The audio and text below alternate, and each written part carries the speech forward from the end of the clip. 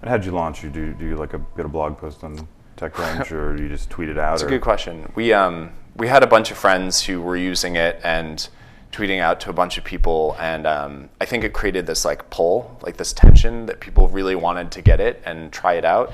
And we launched. I pressed the button at like 12:15 that morning, and I was like, okay, I'm going to do this. It may take 3 hours to show up in the App Store. We'll get some sleep. We'll show up at work at like 6 a.m. Mike and I both biked down. It was like pitch black.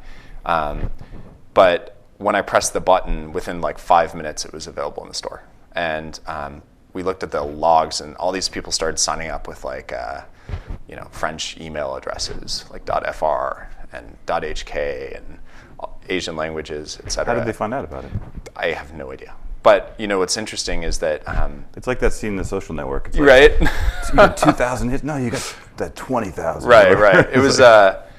It was an interesting moment for us because I hadn't thought at all about international users. I was saying to myself like, oh, it'll be fine. No one will discover it. And then I'm like, of course. Like it's like 4 p.m. over there, and we said we were going to do something on Wednesdays, so people are like, searching the App Store for Instagram.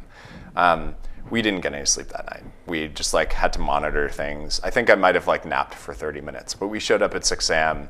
and as it happens in the press world, people time things and they press go live at 9 a.m. or whatever. So everyone's story is hit at the exact same time.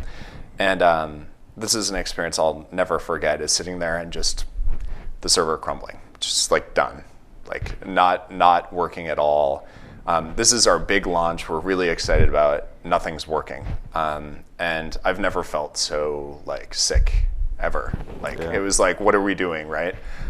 We were able to get it back up after some couple hours of dealing with things, but then Gruber tweeted and then it went down again. It was an interesting moment in the history of Instagram because at that moment I looked over to Mike and I said I think we've created something new and different and interesting that was it just that you just didn't expect that? I mean, was it just way more traffic than you had planned for, or was it just like you'd made some mistakes in the design of the architecture, or? No, so I mean, it was very much the former, which is no one expects that amount of attention. And honestly, you hear everyone say don't optimize from the beginning. And I was saying to someone yesterday that I think it's true. You can't optimize from the beginning because you don't know how it's going to go.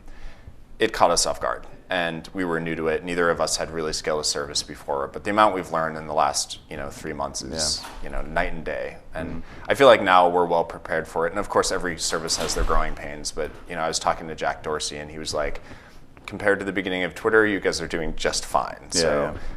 There was this vote of confidence of someone who's been through it many times before that made me feel like, okay, we're doing okay.